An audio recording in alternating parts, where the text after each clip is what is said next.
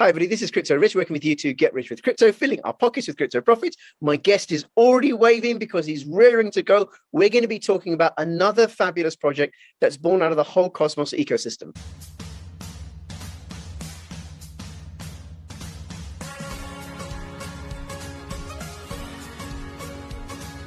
Find the best cryptocurrency investments. Check out Token Metrics. Use my affiliate link for a discount. Hey, how's it going? Good to see you. Very, very well. Thank you so much for making yourself available. Yeah, really absolutely. Thanks for having me. I appreciate it. You're so welcome. And you are one of the co-founders of Sommelier.finance. Sommelier. You can pronounce it a lot of different ways, but yes, I am. Yes. And it's certainly not smellier. Just want to make that clear. We're not talking about smellier. It is spelled smellier. S-O-M. Kind of.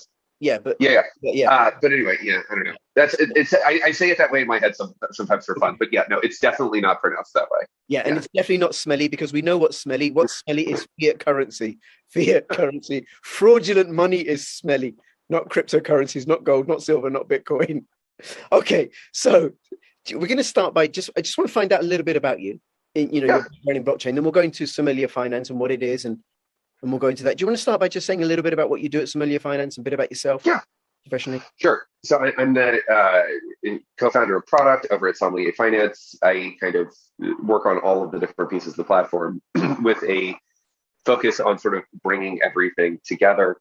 There's a lot there. Prior to Sommelier, I was the director of product, VP of product at Akash. Prior to that, I was sort of a developer at large in the Cosmos ecosystem, did Game of Zones and helped launch IBC. Prior to that, I was the director of product at Tinnerman Inc.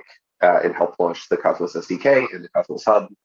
And then before that, also in crypto, I was a developer evangelist at Blockstack, which does the Stacks platform over in the sort of Bitcoin ecosystem. So that's kind of my crypto history right there. That's amazing. And one, it shows you're a busy bee, I think, but also you don't look old enough to have been involved for so long. So perhaps Cosmos keeps you youthful. Okay, so let's talk about Sommelier.finance. So I understand it hasn't launched as yet, right? There is a live mainnet. There is a live mint. Okay, and what is the project? What does it do? How is it distinct from anything else? So that's a great question. Sommelier is a chain that manages smart contracts over on other chains. Right now, that is on Ethereum, and our first product that we're working on launching is managed liquidity on Uniswap v3. Okay, so let me see because I said to you I'm not technical, so let me see if I understand this. All right, so there's the Ethereum blockchain with its smart contract functionality. Yeah, and Sommelier will allow me to manage and manipulate and move about functionality on the Ethereum smart contract without being on the Ethereum blockchain. Is that so? Think about it as right now in Ethereum, if you want to go launch your cool DeFi platform, somebody needs to deploy the contract, and there needs to be an owner for that contract. Now, you can obviously launch contracts without owners that are just functionality. But in reality, what ends up happening, and we see this with all of these hacks and the various rugs, is that admin key has the power to do anything with the contract, remove all the funds, update it to do other malicious things. But I think that this is kind of an anti-pattern, and it's not really decentralized. When all of these things claiming to be decentralized are really a 3 of 5 multi-sig, that's 5 people in a smoke-filled room, and a majority of them can steal all the money. So, one thing that you can use a Cosmos chain for is you can make that validator set the owner set over on a smart contract over on Ethereum. And then instead of having a 3 of 5 multi-sig, you have this sort of much larger ownership set that is decentralized, has the ability for people to kind of enter and exit that ownership set. And that's what Sommelier does. Okay.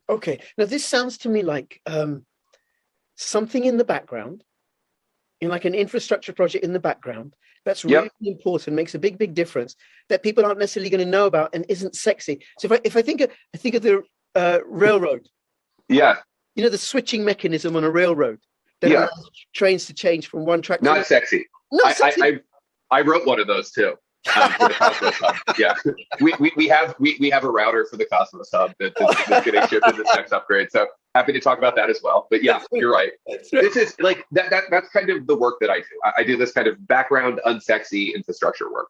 Okay, all right. So then, for someone like myself who's interested in the crypto, I'm just a retail investor, if you like, right? By the way, none of this is investment advice. Okay, and people should check it out for themselves and stuff.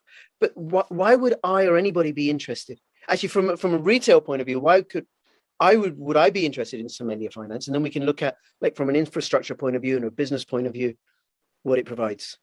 Yeah. So, if you, this is not investment advice, obviously, but, so what does Sommelier sell? So, like, we manage smart contracts over on Ethereum. What's the first one that we're going to do? It's managed Uniswap v3 liquidity. So right now, if you want to provide liquidity on Uniswap v3, you basically become in the business of predicting future prices.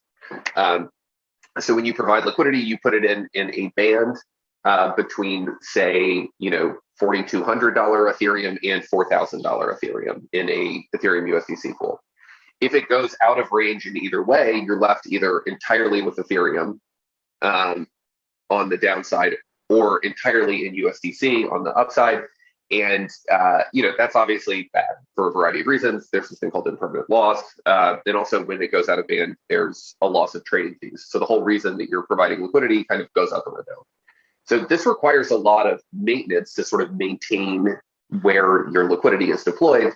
And there's a lot of math that goes into sort of optimizing what is essentially market making.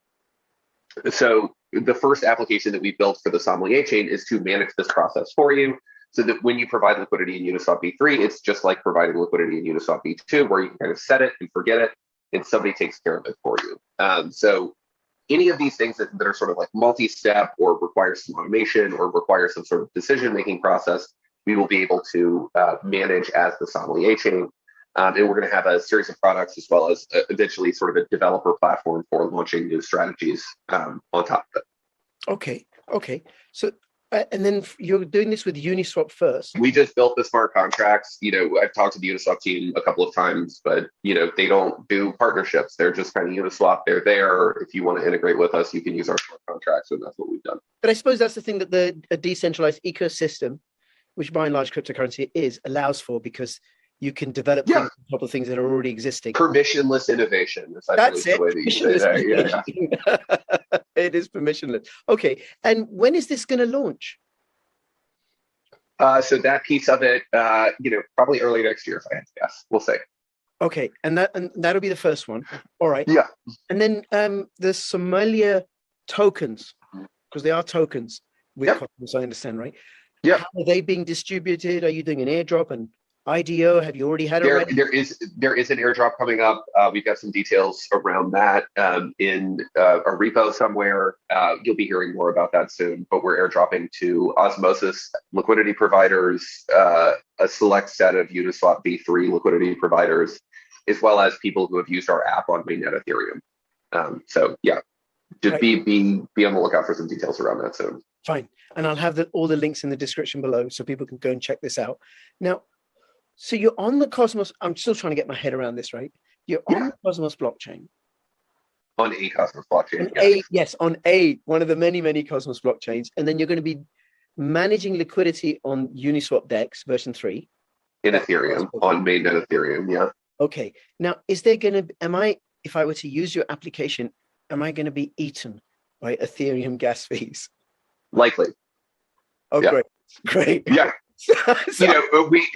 So, this is like, it's a little bit of a niche product, and, there's like a lot of large funds on Ethereum that sort of have this liquidity management problem, and we're kind of hoping to solve it for a bunch of those.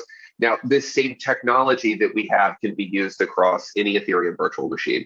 So the Gravity Bridge, which you may or may not have heard of, we've been core to developing and sort of helping bring that to market in a lot of ways. The Althea team that is currently launching a Gravity Bridge chain, there's a lot of things going by that name these days. They were initial contributors to Sommelier, and we worked closely with that team in developing the bridge. And they're much more focused on sort of cross-chain token transfers. That's not really what we're interested in. What we're interested in is the cross-chain smart contract calls and the ability to do more advanced management features on these counterparty chains. So with that said, this Gravity Bridge technology, you can hook it up to Phantom or Polygon or Avalanche, as well as sort of any other chain with this sort of standard EVM tool set. So we will be launching support for other blockchains, other EVM-based blockchains as well. Right. Okay. Okay.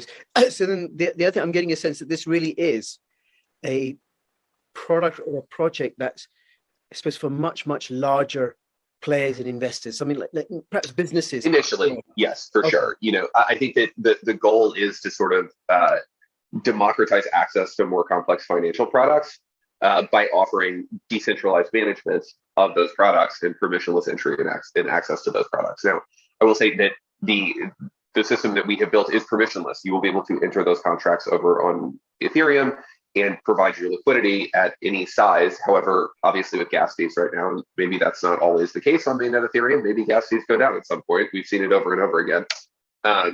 So, you know, that is a key sort of ideological point of the project. However, in order to launch it and bootstrap it, we've kind of chosen to go with a larger player strategy initially.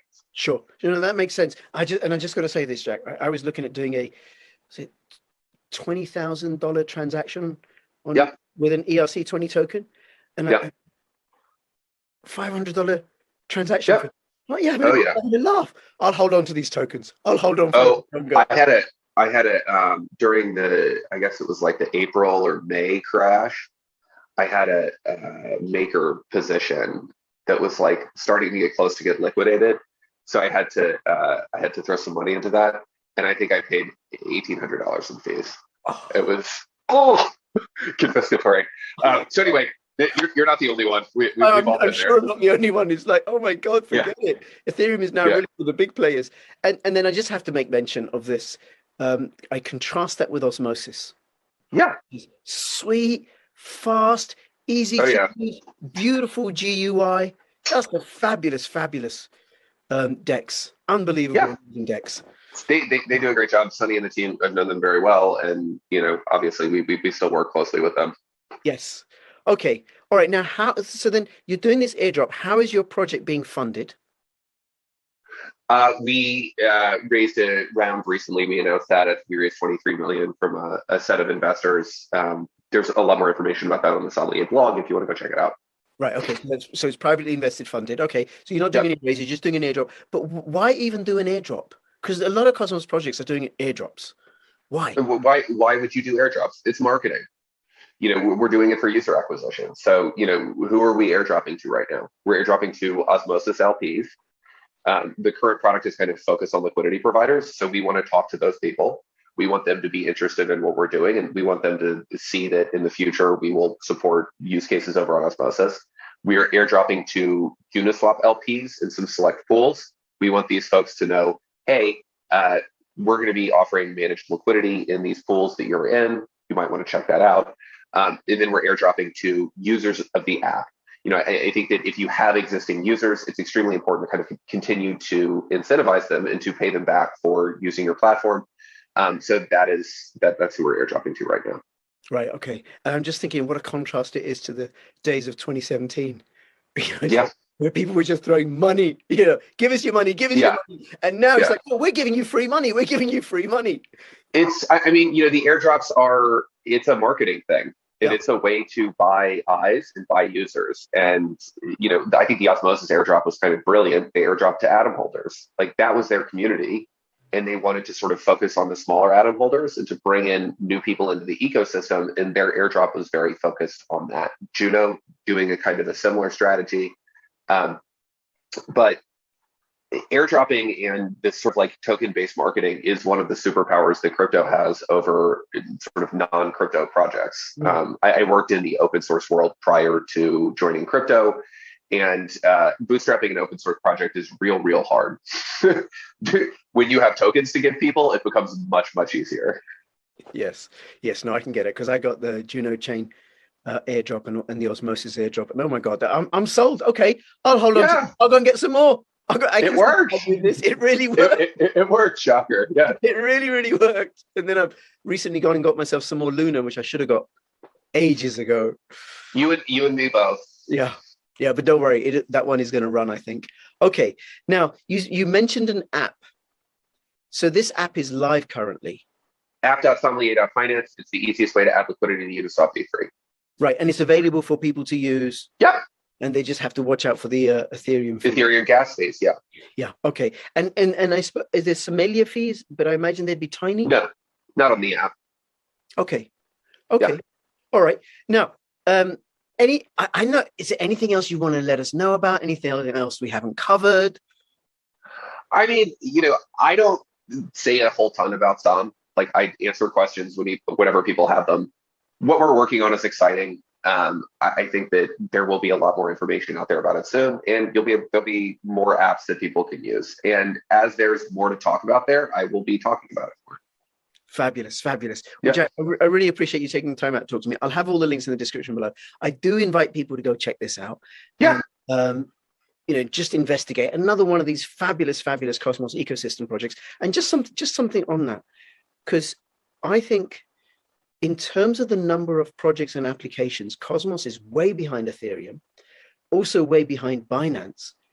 But it seems to me, in my opinion, it has several major advantages. Yeah. That it's fast, it's cheap, it has the airdrops, not as standard, but very common, and the ability for different blockchains to talk to each other. Yeah. I will also say this: while there may be a lot more projects on Ethereum-based chains, we have much more high-quality projects. If you're going to find a 50 to 100 person validator set, that's a substantial number of people who are extremely invested in that project. So the median quality of projects on Cosmos is much higher than on other chains. Also, we are the leaders in interoperability technology. Yeah. If you're interested in using interoperability, IBC is by far the easiest. Most bridges right now are actually just centralized services where you put tokens in one side and they make you tokens out on the other side. There is not a lot of decentralized bridging technology outside of Cosmos. So we are by far the leaders in that category. And are kind of continuing to build on that. Layer 0, which is a different sort of transport protocol, is recently announced that they're adopting IBC standards. So I expect to see more of that, and especially as IBC grows and we're seeing new zones launching every week, this will become more and more obvious. Yes, and then I think it's very, very promising for the Cosmos ecosystem. Yeah. As it grows and more and more people, more and more projects come in, more and more projects are launched, and more people get involved, and then just see the advantages that it offers. Okay, Jack, is there anything else you want to say before we finish up? Oh, well, we just talked about Som. I advise and work on a number of other Cosmos projects. I helped launch IBC as well as the hub and the SDK. If you have any other Cosmos related questions for me, I'm happy to dig into roughly any topic. We've got this upcoming hub upgrade. My validator company called Strangelove Ventures has what's it called? Strangelove Ventures. Strangelove Ventures, okay. Has a big feature in this upgrade to enable routing, IBC routing on the hub. So you can send packets to the hub and then have them automatically routed to another chain. i.e. you could go from Luna to the hub over to Osmosis in one transaction. Yeah, so I do a lot of stuff in Cosmos. The IBC relayer, the first implementation of that, and the Go implementation, there's like currently 2 now. I still maintain, I've got some developers working on that, and I also do that. So yeah, there's a number of other Cosmos-y things that I do. Okay, well, that's great. There is one in particular that I want to speak to you about. Yeah. And if you're up for doing it, which is if you're able to represent and talk about KAVA. Right, if you want to watch the rest of this video, you will have to go over to one of my censorship resistant platforms. I'll have the links in the description below, and you can find the rest of the video there.